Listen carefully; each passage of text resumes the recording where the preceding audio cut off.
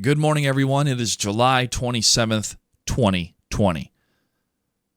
Last Sunday, I watched an interview with Steve Mnuchin on Fox News Sunday with Chris Wallace in regards to the Republicans' plan to extend the benefits from the CARES Act, particularly the $600 plus up for the unemployment of America, and possibly another stimulus check. Well, that $600 plus up expired, and the banning on rent expired.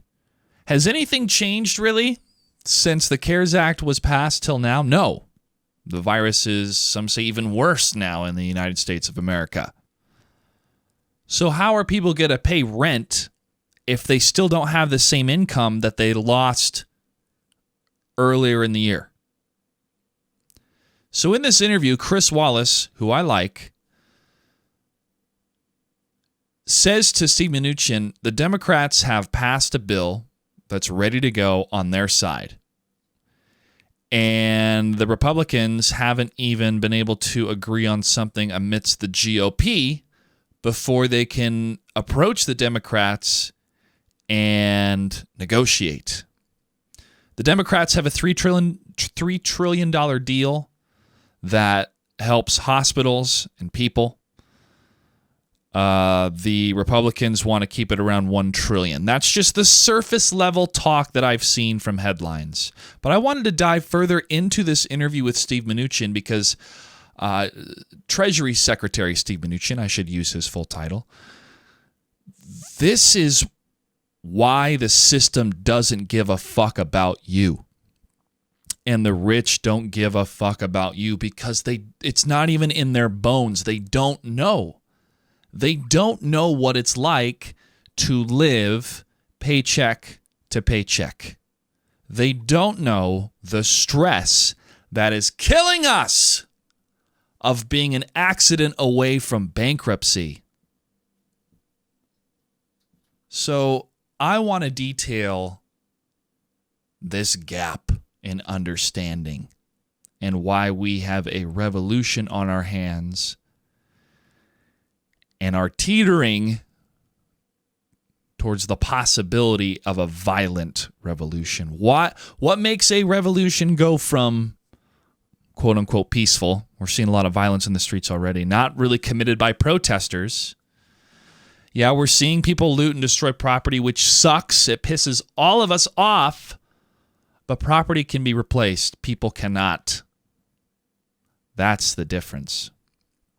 All right, let's dive into this interview. So, I'm also referencing the Hills article by Zach Budryk, Budryk. I hope I'm pronouncing that right. But if I'm not, I'm doing my best. Treasury Secretary Steven Mnuchin took a hard line Sunday against the $600 increase in unemployment benefits that was part of the last coronavirus relief measure, saying it just wouldn't be fair to use taxpayer dollars to pay more people to sit home than they would working and get a job. So Steve Mnuchin responded to these questions and said, we've been working very hard, and he had all of the paperwork in his hands, and to his credit, I'm sure there's been a lot of people on his side working hard on this, but working hard to fix a technical error that some people are getting paid too much. And I loved Bernie Sanders' response on this months ago, where he's just like, oh, heaven forbid, the world is over. That some people are making more money than they would in their dead-end, low-income job. You know, this, heaven forbid that somebody is making $200 extra a week compared to working at the job that they were at. It doesn't even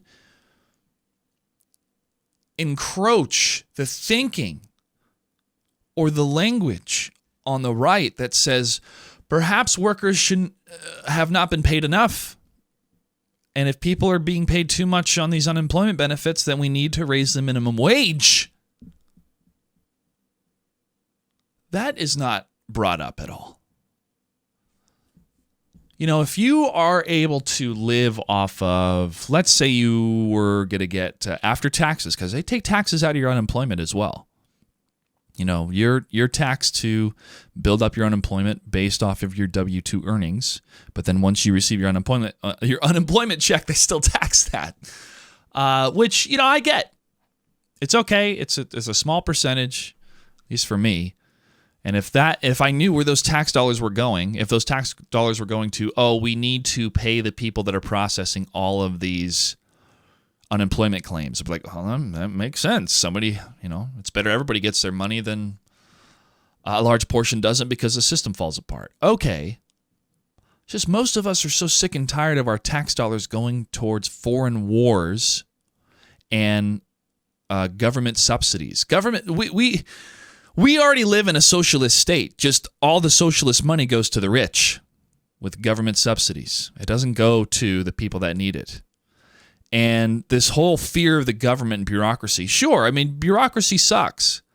But one of the advantages of a system being ran by the government is that it's 100% accountable to the people and it's not profit-driven. This is what's killing us. Is this late-stage capitalism that everything has to be growth, everything has to be profit. If you're not profitable, you're dead. Why can't we break even anymore? Why can't we relax and enjoy what we have and live within our means? Those means can be plenty for one person. And they need to be more for a family, obviously. But this entire conversation, this interview, just showcases the system that doesn't give a fuck about you.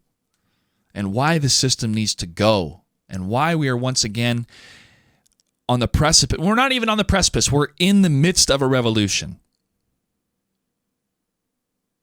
This happens every 100 years, and America sheds the worst parts about herself and becomes a better nation, or at least strives to be. Let's continue with this article.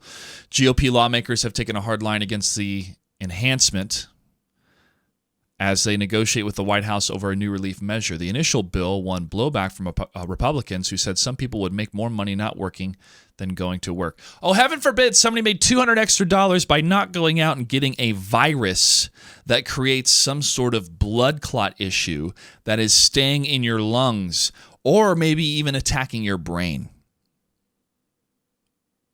Amidst all ages. And then even when they talk about reopening the schools,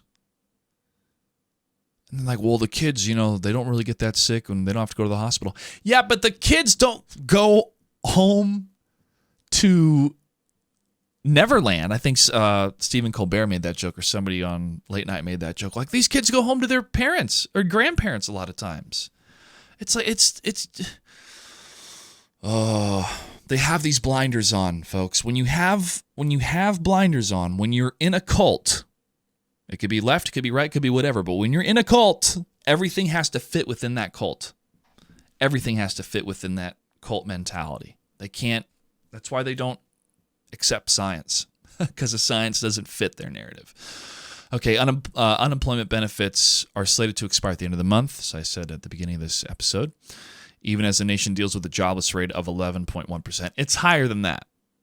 It is higher than that because a number of people that are unemployed don't file or claim unemployment. Democrats want to extend the increase in the new bill, arguing it will cause more damage to end or limit the enhancement. Yeah, a lot of people losing their homes all at once, that's going to be a big problem. A big problem. And I don't mean, there's going to be a lot more homeless in the streets. I mean, there's going to be families going hungry, fathers seeing their family waste away and become so desperate that violence is the only answer on the table. And not violence against his fellow man, which will happen, but an organized violence towards the rich.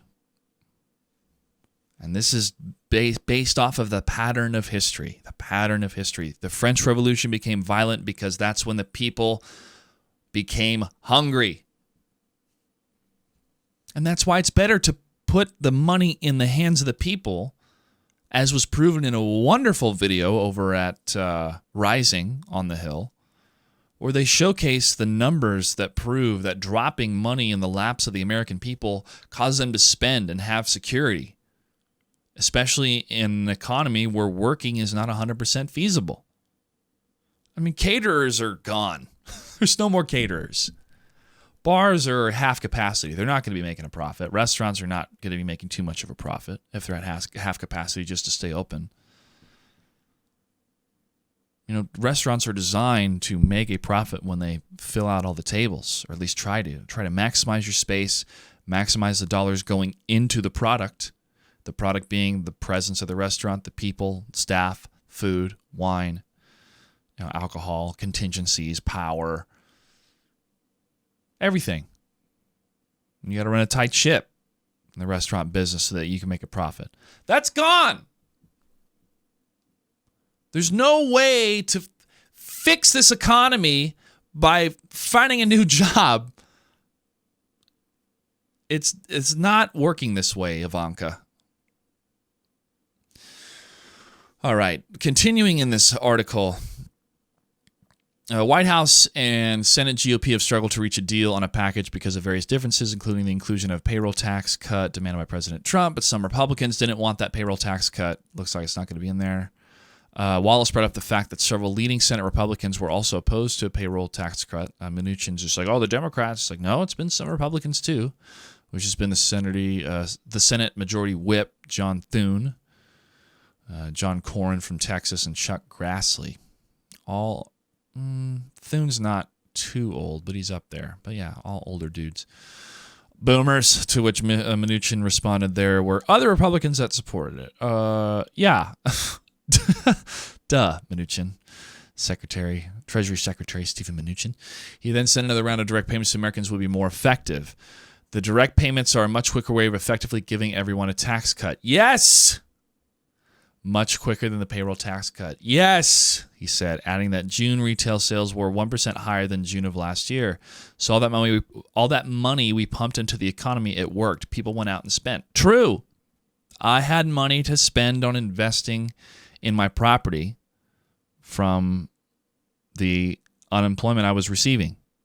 I was buying groceries and I was buying tools to grow groceries. Mnuchin expressed optimism a deal could be reached in the House to pass the Senate's version of the relief package, saying liability protections for schools remain a key issue for any legislation. What they mean by liability protections, not just for schools, but for businesses, is that if the business opens and forces you, who may have been furloughed or whatever, not forces, but, all right, it's time to come back to work, and then somebody's infected and gets other people sick and they die, they can't sue the business.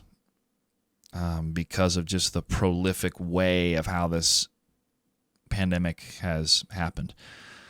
That's not good. It's not great, but looking at the numbers, there's not a whole lot of lawsuits going on for people getting sick at certain places or thinking they got sick at certain places because this thing is just everywhere, and it's almost like, well, you were out and about. You made the choice to go out and about, so you knew the risks already inherently. But it's the work side where it's like, well, you're going to lose your income unless you come to work, and there's a chance you can get infected at work. And that's not a fair choice, especially if the breadwinners of the family have somebody in the house with an immune issue. I mean, think about the ramifications, right? And this is the tough choice that a lot of Americans are facing. Do I take the risk of getting the virus, or I take the risk of my family going hungry?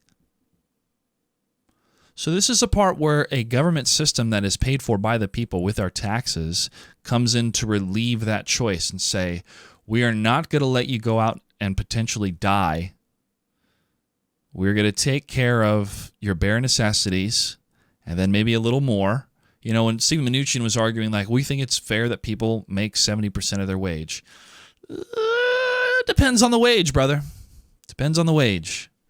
I think anybody with less than $50,000 a year should be making their full wages in unemployment benefits. Anything above that, and then it depends too. Anything above that, I mean, I don't even know what the ceiling between poverty and middle class is anymore. I mean, I would maybe it's 30, 40, 50. I would say it's probably you're still in poverty, at least in a lot of these cities in America, if you're making anything less than 60. Hell, 75. And that's for one person. No, but this is just going off of anecdotes and talking to other people within my age range and education range and whatnot. But yeah, it's practically impossible to have a similar life as to those that were in the 80s of only one breadwinner and raise a family at home. And no, that's not really there. So that's the system that we had before the pandemic. And then during the pandemic, if you make $800 a week, but you're only making $600 as a painter, that's too much. So we got to stop the whole system, have everybody stress out until we can fix this technical fix. It just goes back to vision and innovation of what is the future going to look like and how can we put in programs right now? How can we be proactive rather than reactive? I want a proactive government rather than a reactive one. That's the difference, I find, is that when you have government programs that are properly funded by the people and accountable to the people, they can see the data from the best of the best, and they can make policies accordingly. Even if we have to tighten our belt, just like we did when we went to World War II with rationing. But we can't seem to do that for the environment. We can't seem to do that for the health of our fellow neighbors. Instead, 30% of us jump on Facebook and see all these conspiracy theories in the counterculture against intellectualism. And why is that? Why is it deep down inside they have this fuck you attitude? It's because they're hurting. They got screwed over by the system too. And when you talk to people that are like this, they get so aggressive, or they'll fall into their religion. And if you start asking them questions of why they think that way and try to slowly give them the breadcrumbs and bring them out of it, that's how you can try to engage more, try to share more of those thoughts and feelings of why they have those beliefs and check yourself why you think the way you do. But unfortunately, so many people don't want to have that conversation. They just want to gaslight, accuse you of lying, blah, blah, blah. Or they're so fixed in their ways, when they're like, oh, the blood of Jesus is going to save me, and so I don't have to wear a mask. Lady, how much time you got? Because he ain't saving a lot of people. I saw a really old couple, I think in their 80s, when the wife was sick in the hospital in the bed, and the husband put on all this PPE gear just to go see her and hold her hand. And I thought about them,